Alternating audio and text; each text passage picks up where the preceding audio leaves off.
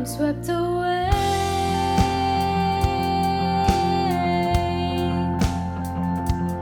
I am good, you say I'm good. I am worthy, wanted, loved by you. This is living, breathing proof that I am chosen, wanted, loved by you. I'm undone with love for you.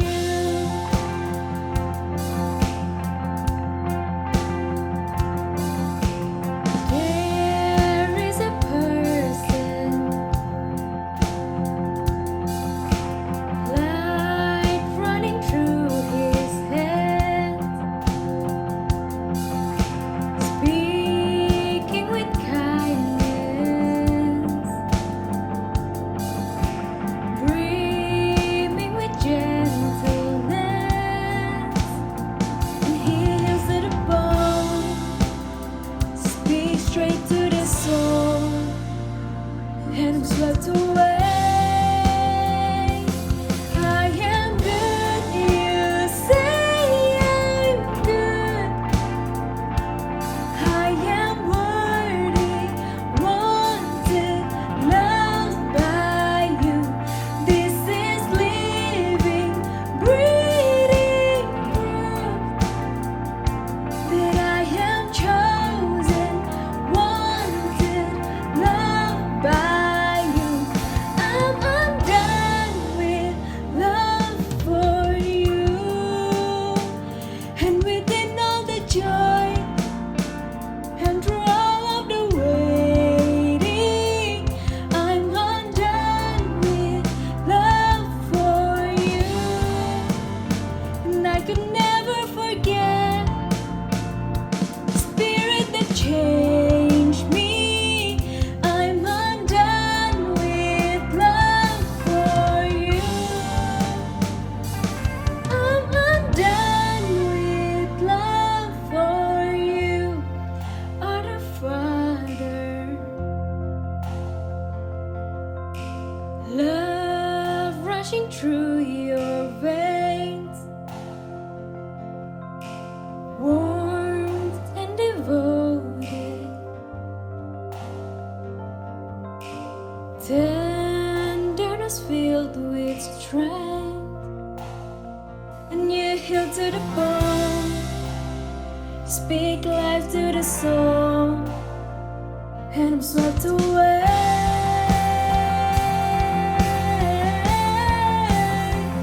And I'm swept away.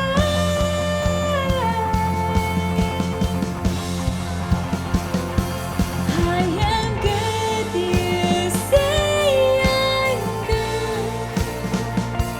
I am worthy, wanted, loved by you. This is living, breathing proof that I am chosen, wanted, loved by you. I am good, you say I'm good. I am worthy, wanted, loved by you. This is living, breathing proof that I am chosen, wanted, loved by you. I am worthy, wanted, loved by you. I'm undone with love for you.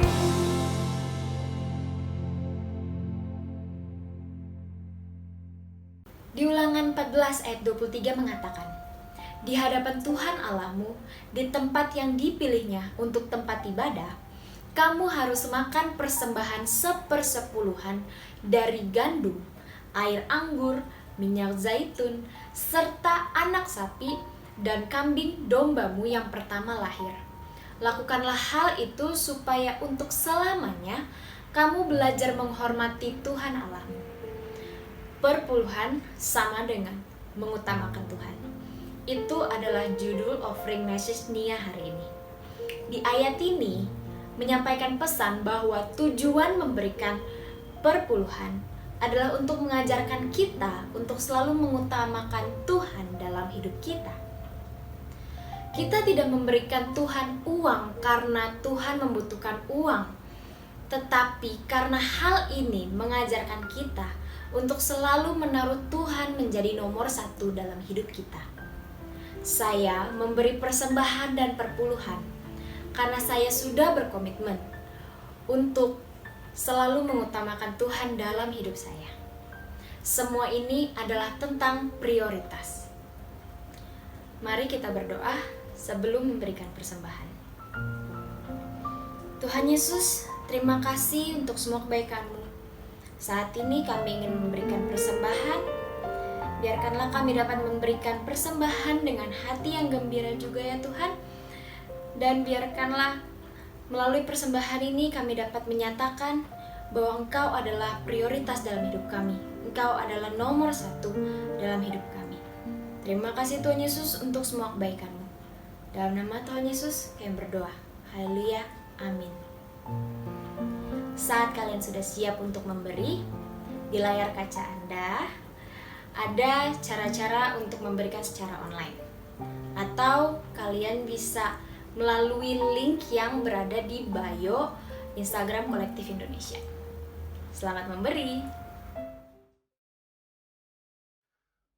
Halo Kolektif Indonesia, selamat pagi dan selamat bergabung lagi dalam ibadah bersama Kolektif Indonesia. So, jika ada di antara saudara yang baru pertama sekali bergabung bersama kami di pagi ini, kami sangat rindu mengenali Anda, kami rindu menjalin hubungan dengan saudara. Boleh saya mengajak Anda untuk mengetik kata new di komen atau beri emoji seperti ini. Is it okay? Yes, thank you and God bless you. Mari persiapkan segenap kehidupan kita untuk menerima pewahyuan dari firman Kristus. Amin. Lihat Alkitabmu dari Yakobus pasal 1 ayat 2 berkata demikian. Saudara-saudaraku, anggaplah sebagai suatu kebahagiaan apabila kamu jatuh ke dalam berbagai-bagai pencobaan. Bukan maksudnya saudara jatuh di saat dalam pencobaan, tetapi di saat saudara masuk ke dalam pencobaan, berbagai pencobaan. Dan di bahasa Inggris dikatakan consider it pure joy, my brothers and sisters, whenever you face trials. Jadi di sini maksudnya adalah mungkin tantangan hidup, persoalan hidup, atau kesusahan atau penderitaan, dan dikatakan consider it pure joy, sukacita yang murni, yang betul-betul ya dari dasar hatimu. Dan dalam New Living Translation dikatakan, dear brothers and sisters, when troubles of any kind come your way. Mungkin persoalan saat ini yang kau hadapi bukan karena engkau, karena tingkah lakumu, tetapi persoalan itu datang menghampiri hidupmu. Tetapi Yakobus mengajarkan, dikatakan bahwa consider it an opportunity for great joy. Tidak hanya sekedar sukacita, tetapi sukacita yang luar biasa. Dan ayat 3 diteruskan, sebab kamu tahu bahwa ujian terhadap imanmu itu menghasilkan ketekunan. Dan biarkanlah ketekunan itu memperoleh buah yang matang, supaya kamu menjadi sempurna dan utuh dan tak kekurangan suatu apapun. Mari kita bersatu dalam doa. Tuhan, beri kami hikmat agar kami dapat melihat, memahami, dan menanggapi situasi kami saat ini, di masa-masa sekarang ini, menjadi sebagaimana Engkau ingini kehidupan kami.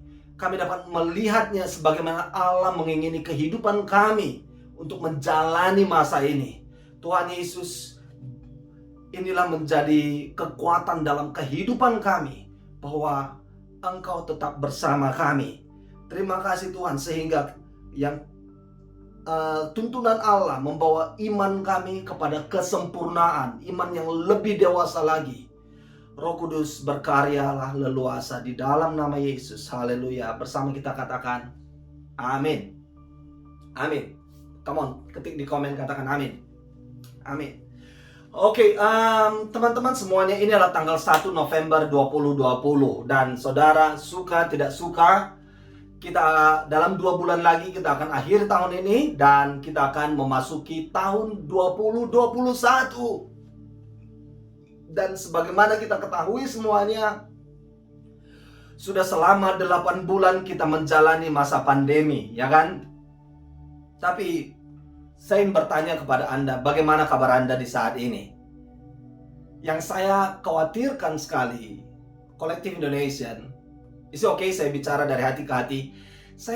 Yang menjadi kekhawatiran saya kepada Anda saat ini adalah, saudara, jadikan tahun 2020 ini berlalu begitu saja, tanpa ada sesuatu yang patut Anda syukuri nantinya.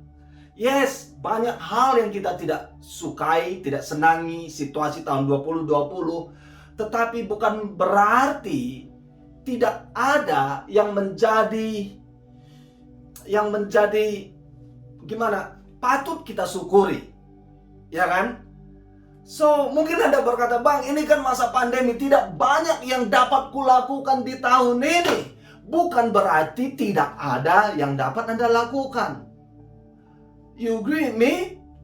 So, dalam 2 bulan ke depan, boleh saya mengajak Anda, mendorong Anda saat ini. Coba pikirkan, renungkan, apa sih yang begitu terpenting untuk Anda lakukan di dalam 2 bulan ke depan, supaya tahun 2020 ini patut kita syukuri juga ketika kita menutup tahun ini dan masuk ke tahun 2021. Oke? So, sebagai semangat dari saya di pagi ini, dan menjadi judul khotbah saya adalah ketekunan. Come on, ketik di komen katakan ketekunan.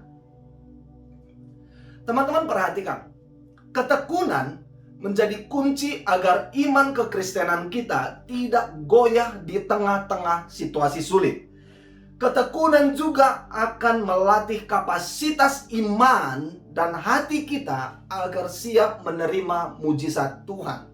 So, untuk memulainya, mari kita melihat Ibrani pasal 12 ayat 1 dan 2. Karena kita mempunyai banyak saksi, bagaikan awan yang mengelilingi kita, marilah kita menanggalkan semua beban dan dosa yang begitu merintangi kita. Beban dan dosa semua kita tanggalkan, dan dikatakan berlomba dengan tekun dalam perlombaan yang diwajibkan bagi kita.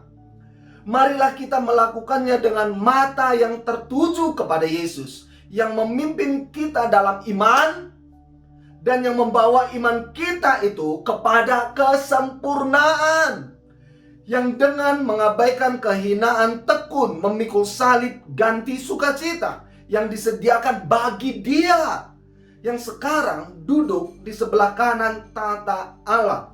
So, ada sebuah perlombaan yang diwajibkan bagi hidup kita, dan kita harus melakukannya dengan tekun. Come on, ketik di komen sekalian katakan tekun. Dengan mata tertuju kepada Yesus, yang dengan bagaimana Yesus itu tekun memikul salib menjadi gantinya sukacita. Saudara menangkap di sini dikatakan bahwa Yesus memikul salib yang ialah penderitaan. Salib adalah sebagai gambaran penderitaan, tetapi Yesus mensikapinya menjadi sukacita sehingga Dia mampu memikulnya. So, bukan kesenangan, oke? Sukacita dan kesenangan dua hal yang berbeda. Apa perbedaan sukacita dan kesenangan? Sukacita lahir dari dalam, tetapi senang itu karena faktor dari luar. Saya senang karena bertemu dengan Anda. Saya senang karena mendapat hadiah. Saya senang karena karir saya meningkat. Saya senang karena memiliki rumah baru, memiliki mobil baru, memiliki handphone baru. So, senang itu karena faktor dari luar. Tetapi sukacita, saya bersukacita karena memaafkan kesalahan seseorang. Saya bersukacita karena membantu orang lain. Saya bersukacita karena dapat memberi semangat kepada seseorang supaya tidak putus asa. Saya bersukacita karena punya kesempatan menyampaikan firman Tuhan. Jadi kita tidak senang dengan situasi pandemi atau MCO ini, ya kan? Tetapi kita masih tetap bisa bersukacita. Amin. Amin. Saudara masih tetap bersukacita? Amin. So, perhatikan di sini. Yesus berkata, memikul salib menjadi sukacita buat Yesus. Dan dia tekun menanggungnya. Saya mau sampaikan kepada kita, orang bisa tekun menanggung suatu penderitaan. Karena apa? Pasti karena punya tujuan tertentu, ya kan? Dan di sini kita dapat melihat Yesus rela menanggung segala penderitaan, segala hinaan dengan mata yang memiliki tujuan. Tujuannya adalah untuk menjadi supaya Yesus sampai di kayu salib dan layak menjadi penebus buat dosa-dosa manusia. Dan dikatakan dialah teladan bagi kita, supaya kita dapat tekun menjalani penderitaan ini juga. Jadi mari sampai kita memandang Yesus yang selalu mampu bertekun di dalam penderitaan. Di Yakobus 1 ayat 3 dikatakan, sebab kamu tahu bahwa ujian terhadap imanmu itu menghasilkan ketekunan. So, kata ketekunan di sini sama halnya dengan ayat 12 yang berkata bertahan. Dalam bahasa Yunani adalah hupomeno, yang artinya tetap kuat, bertahan, konstan, bertekun. Jadi William Berkeley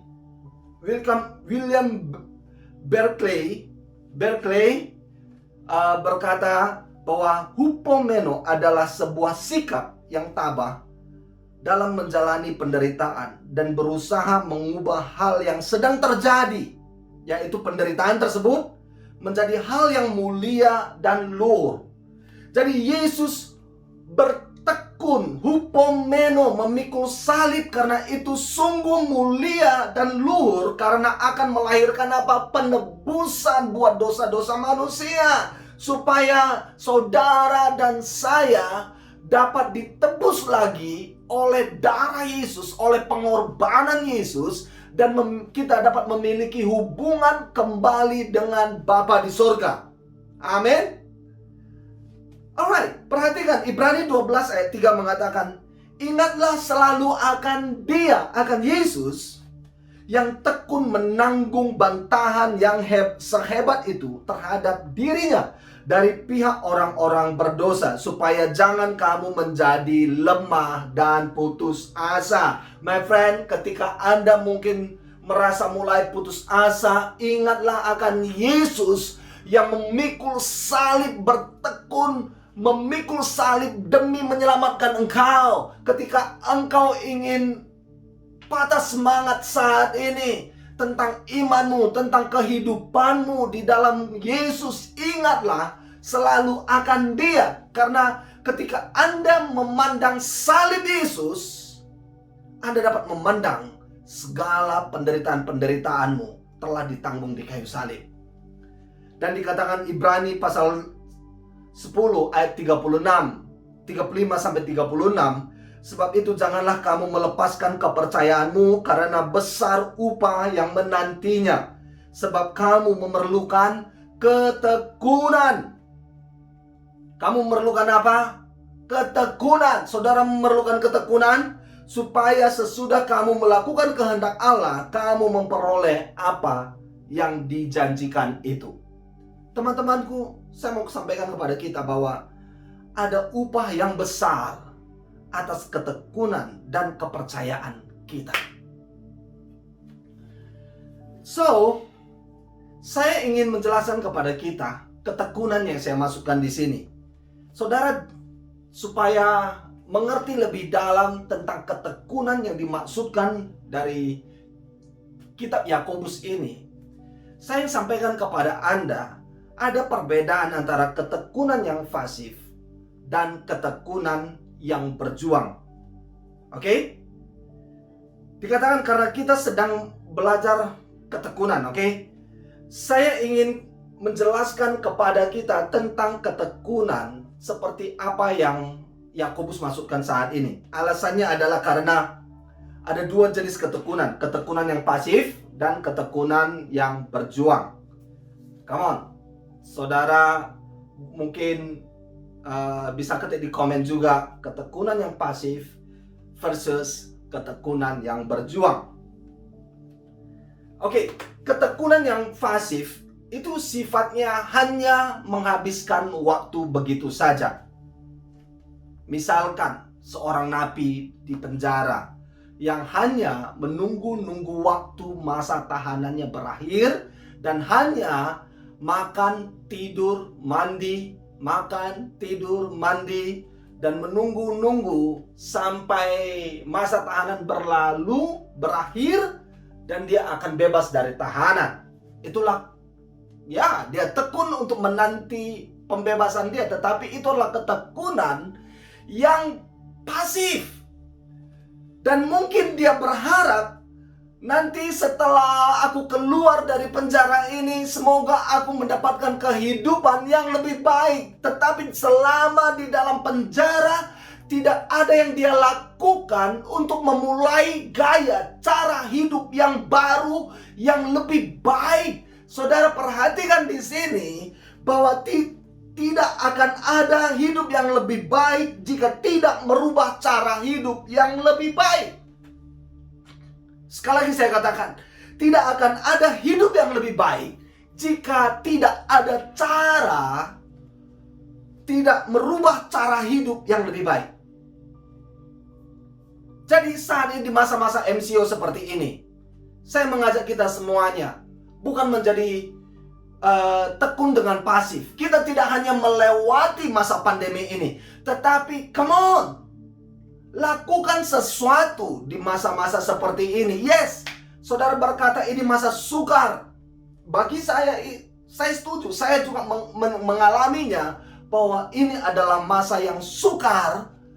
Tetapi jangan jadikan masa yang sukar membuat Anda menjadi pasif. Karena apa? Roh yang di dalamku lebih besar daripada roh-roh yang ada di dunia ini. Jika Allah di pihakku, siapakah lawanku? I can do all things through Christ who strengthens me. Jadi teman-teman semuanya, mari lakukan sesuatu. Ketik di komen katakan, aku harus melakukan sesuatu. Atau lakukan sesuatu. Tadi di awal saya mengajak Anda sudah pikirkanlah dan tulis hal-hal yang terpenting dalam hidupmu untuk engkau lakukan 2 bulan mendatang ini, supaya tahun 2020 ini tidak berlalu begitu saja. Amin. Amin. Ya.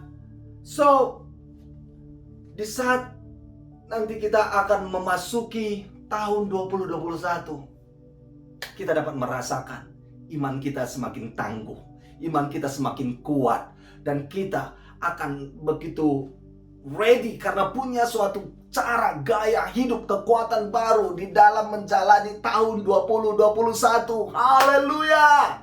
Come on, tepuk tangan buat Tuhan.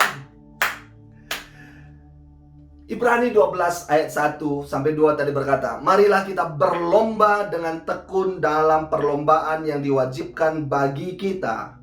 Marilah kita melakukannya dengan mata yang tertuju kepada Yesus, yang memimpin kita dalam iman dan yang membawa iman kita iman kita itu kepada kesempurnaan. Oke, so kita tekun, yaitu dengan cara apa? Berlari, bertindak, berbuat sesuatu.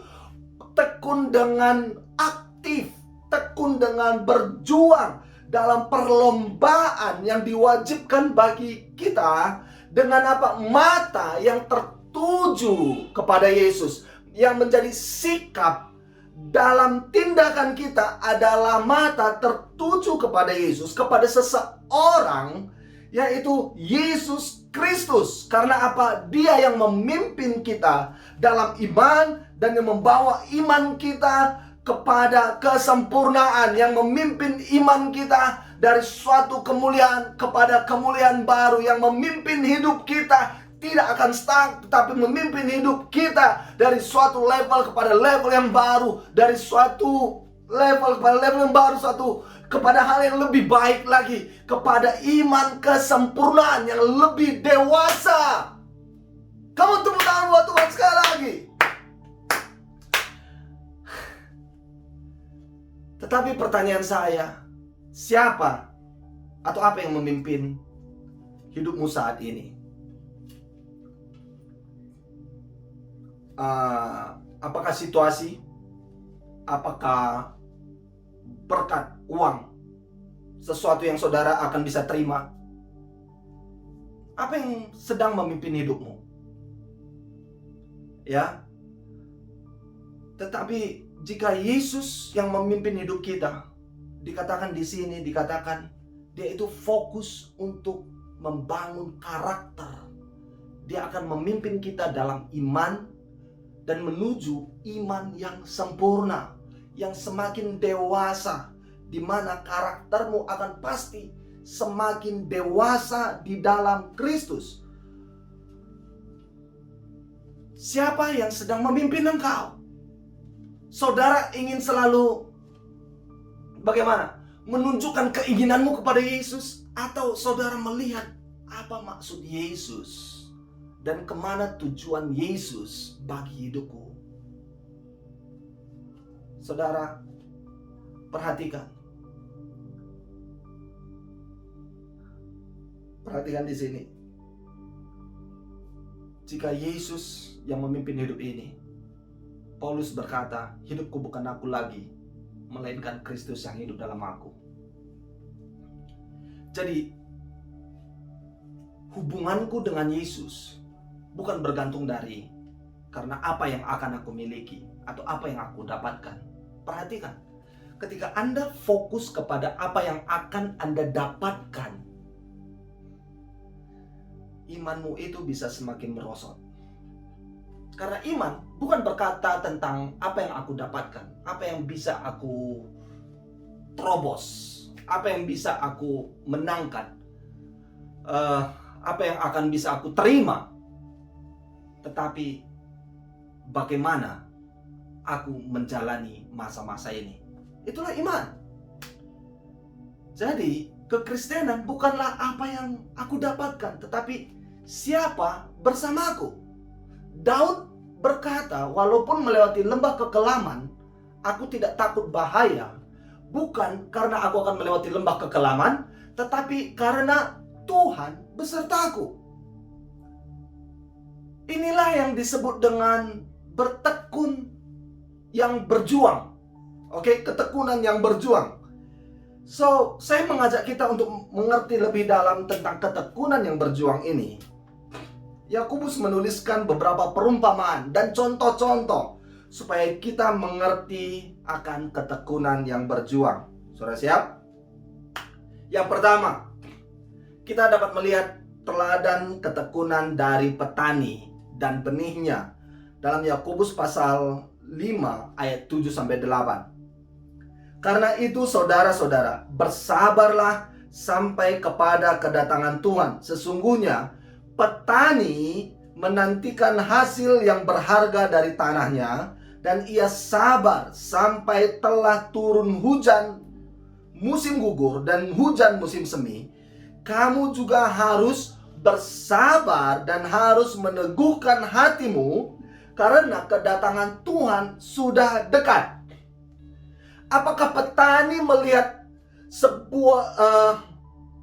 apakah seorang petani melihat buah sebagai hasil dari pekerjaannya? Tidak, ya kan? Namun dia selalu menanti-nantikan buah itu akan datang. Dengan tekun ia mengerjakan tanahnya, walaupun hujan waktu musim gugur, musim semi, dia tetap mengerjakan tanahnya, lahannya, memupuki tanamannya, dengan harapan apa? Dia akan memanen buah-buah yang bagus dan banyak. Ya, jadi inilah petani yang bertekun, yang dengan berjuang. Dia mengerjakan di masa-masa menanti. Ya, di masa-masa penantian akan buah-buah itu.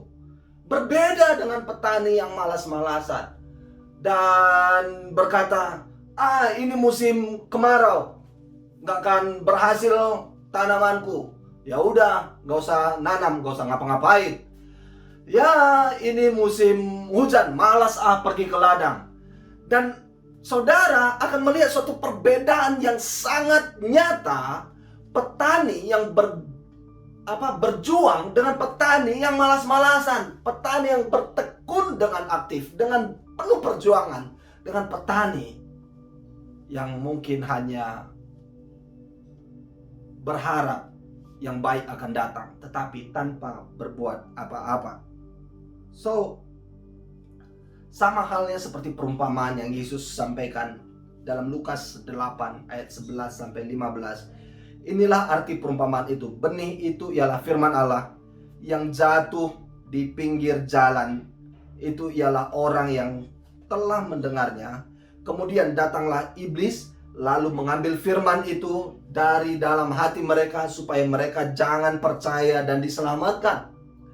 Yang jatuh di tanah yang berbatu-batu ialah orang yang setelah mendengar firman itu menerimanya dengan gembira, tetapi mereka itu tidak berakar.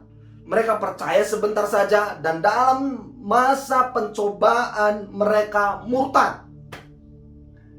Yang jatuh dalam semak duri ialah orang yang telah mendengar firman itu dan dalam pertumbuhan selanjutnya mereka terhimpit oleh kekhawatiran dan kekayaan dan kenikmatan hidup sehingga mereka tidak menghasilkan buah yang matang. Yang jatuh di tanah yang baik ialah orang yang setelah mendengarkan firman itu bagaimana menyimpannya dalam hatinya, dalam hati yang baik dan mengeluarkan buah dalam ketekunan. Firman Allah ditaburkan ke dalam hati kita seperti petani yang belum dapat melihat buahnya dari apa yang dia tanam, tetapi dia bertekun mengerjakan lahannya, menggemburi tanah, memupuki tanamannya. Dia bertekun walaupun dipanas atau hujan, dia bertekun mengerjakan kebunnya, lahannya, dengan berharap ada buah yang baik dan banyak nantinya. Saudara, perhatikan di sini.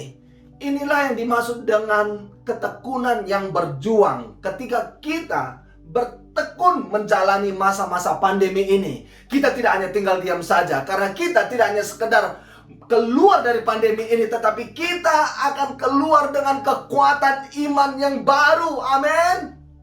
Karena apa? Engkau tetap mengerjakan imanmu. Engkau tetap berdoa. Engkau tetap membaca Alkitabmu, membaca firman. Engkau tetap beribadah. Engkau tetap bekerja. Engkau tetap belajar sebagai mahasiswa, mengerjakan assignment dengan semangat. Dan saudara berharap semuanya ketika ini berlalu, I'm ready for the next adventure, next chapters. I'm ready dengan kekuatan baru. Amin. Dan berikutnya saya mengajak kita melihat keteladanan dari kehidupan Ayub. Yakobus pasal 5 ayat 11. Sesungguhnya kami menyebut mereka berbahagia, yaitu mereka yang telah bertekun.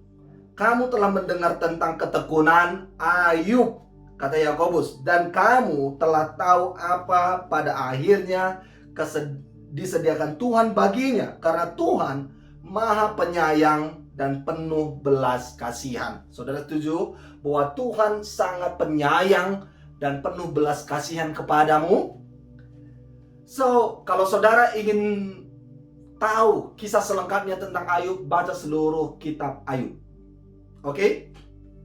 Kalau kita lihat kisah dari kehidupan Ayub, bahwa Allah mengizinkan iblis untuk mencobai Ayub, dan iblis mencobainya habis-habisan. Anak-anaknya meninggal, rumahnya hilang, apalagi dia menjadi sakit dan memiliki penyakit yang sangat parah. Istrinya pun mencemooh dia, serta berkata kepada Ayub supaya dia mengutuki Allahnya. Wah, seakan-akan belum cukup. Teman-temannya yang sekalipun datang ingin menghibur dia, tetapi mereka mencoba meyakinkan Ayub bahwa semua yang terjadi adalah karena kesalahan Ayub. Namun Alkitab mengatakan bahwa Ayub tetap bertekun. Bertekun dengan berjuang, ketekunan yang berjuang. Seperti kita bisa baca, dikatakan bahwa Ayub lulus menjalani masa-masa tekanan itu, masa-masa problem, persoalan, penderitaan itu. Mungkin banyak orang mungkin mengartikan tentang kerohanian seseorang, level kerohanian seseorang adalah dari berkat-berkat yang dia terima. Mungkin ya, banyak orang memandang mengikut Yesus itu hanya akan mendapatkan berkat-berkat yang lebih banyak, semakin banyak, posisi yang lebih baik dan lain sebagainya, semua yang menjadi kesenangan. Teman-teman semuanya, dengan hal demikian bisa menjadi seperti teman Ayub yang akhirnya memarahi Ayub. Istrinya mengutuki Ayub. Karena apa? Ketika Ayub menjadi miskin dan menderita penyakit yang parah. Dan dia berkata dia kena kutuk oleh Tuhan. Dan dia berkata, engkau sudah tidak diberkati lagi. My friend, level kerohanian tidak identik dengan apa yang kau miliki, tetapi bagaimana engkau menjalani kehidupan saat ini. Ya, level kerohanian is not about apa yang engkau dapatkan, tetapi bagaimana engkau menjalani hidup, bersama siapa engkau menjalani hidup. Dan teladan yang ketiga yang dijelaskan dari Yakobus ini, teladan dari para nabi. Kita lihat Yakobus pasal 5 ayat 10 mengatakan, saudara-saudara, turutilah teladan penderitaan dan kesabaran para nabi yang telah berbicara demi nama Tuhan. Para pahlawan iman bagi kita yang ada di Alkitab kita, yang kita baca, yang mereka semuanya adalah orang-orang yang sungguh luar biasa dipakai Tuhan. Saudara, coba renungkan dan perhatikan bagaimana kehidupan Musa, Yeremia, Yesaya, atau Elia. Mereka nabi-nabi yang sungguh luar biasa, tetapi dikatakan mereka itu rela dan bertekun di dalam penderitaan mereka. Mereka mengalami banyak penderitaan, tetapi mereka tetap bertekun. Karena apa? Karena penderitaan itu menjadi sesuatu yang sangat mulia dan luhur. Demi apa? Demi mengumandangkan, menjalankan panggilan Allah, maksud Tuhan. So, sama halnya dengan Paulus dalam perjanjian baru yang berkata dalam 2 Timotius pasal 3 ayat 10 dikatakan, tetapi engkau telah mengikuti ajaranku, cara hidupku, pendirianku, imanku, kesabaranku, kasihku, dan ketekunanku. Engkau telah ikut menderita penganiayaan dan sengsara seperti yang telah kuderita di Antiokhia dan di Ikonium dan di Listra. Semua penganiayaan itu kuderita dan Tuhan telah melepaskan aku daripadanya. Jadi sekali lagi saya mengajak kita semuanya tetap bertekun. Bukan bertekun yang pasif, tetapi bertekun yang berjuang. Kamu ketik di komen, katakan bertekun yang berjuang. Ya, ketekunan yang berjuang. Karena apa? Karena ketekunanmu akan menghasilkan sesuatu yang begitu berharga dan mulia dalam hidupmu. Apa yang dihasilkan dari ketekunan? Paulus menuliskan dalam Roma 5 ayat 3 sampai 5 mengatakan, dan bukan hanya itu saja, kita malah bermegah juga dalam kesengsaraan kita, karena kita tahu bahwa kesengsaraan itu menimbulkan ketekunan, dan ketekunan menimbulkan tahan uji, dan tahan uji menimbulkan pengharapan. Dan pengharapan tidak mengecewakan, karena kasih Allah telah dicurahkan di dalam hati kita oleh Roh Kudus yang telah dikaruniakan kepada kita. Dan Yakobus menjelaskan tadi tentang ketekunan. Yakobus 1 ayat 2 sampai 4, saudara-saudaraku, anggaplah sebagai suatu kebahagiaan apabila kamu jatuh ke dalam berbagai-bagai pencobaan, sebab kamu tahu bahwa ujian terhadap imanmu itu menghasilkan ketekunan. Dan biarkanlah ketekunan itu memperoleh buah yang matang, supaya kamu menjadi sempurna dan utuh dan tak kekurangan suatu apapun. Sesungguhnya siapa yang menyangka bahwa ketekunan merupakan hasil dari penderitaan atau ujian, ya kan? Mungkin oleh karena alasan inilah kedua ayat di atas menasihatkan agar kita bermegah dalam kesengsaraan dan bersukacita dalam berbagai-bagai pencobaan. So teman-teman, mari jangan menyerah dalam masa-masa penderitaan yang mungkin sedang kau alami. Jangan menjadi hanya lewatkan masa-masa ini berlalu begitu saja, tetapi bertekunlah dalam perjuangan. Berjuang dalam ketekunanmu. Amin. Amin. Sebagai penutup, sekali lagi saya ingin kita membaca Ibrani 12 ayat 1 sampai 2. Marilah kita menanggalkan semua beban dan dosa yang begitu merintangi kita dan berlomba dan dengan tekun dalam perlombaan yang diwajibkan bagi kita. Marilah kita melakukannya dengan mata yang tertuju kepada Yesus, yang memimpin kita dalam iman dan yang membawa iman kita itu kepada kesempurnaan. Amin. Mari kita bersatu dalam doa. Kami bersyukur ya Tuhan, buat segala kasih setia Tuhan, penyertaan Tuhan dalam seluruh kehidupan kami.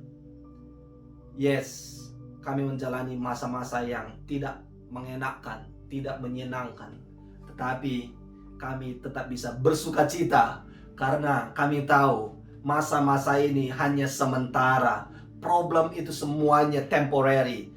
Semua penderitaan ini hanya sementara, tetapi ketika kami melewati semua masa-masa penderitaan, masa yang tidak menyenangkan, tidak mengenakan ini, kami akan mendapatkan suatu mahkota dari Kristus, mahkota kehidupan, kekuatan baru dalam iman kami, memimpin iman kami dari suatu kemuliaan kepada kemuliaan yang baru, memimpin iman kami kepada kesempurnaan. Iman kami mengalami pendewasaan dari hari ke hari, dari masa ke masa. Terima kasih Tuhan, Engkaulah yang menjadi kekuatan dalam seluruh kehidupan kami. Terima kasih Bapa. Di dalam nama Yesus Kristus bersama kita katakan amin. Amin. Amin. Thank you semuanya. I hope you are blessed. Mari, masa-masa ini memang tidak mengenakan, tetapi tetap berjuang dalam ketekunanmu. Ya, bukan hanya menantikan masa ini berlalu begitu saja, tetapi mari melakukan hal-hal yang penting dalam hidup ini di dalam masa-masa seperti ini, masa-masa yang sukar ini. So, terima kasih sudah join bersama di ibadah online Collective Indonesian, teman-teman semuanya. Dan saya sampaikan kepada Anda, selamat hari Minggu, selamat beraktivitas, Tuhan Yesus memberkati. Bye-bye.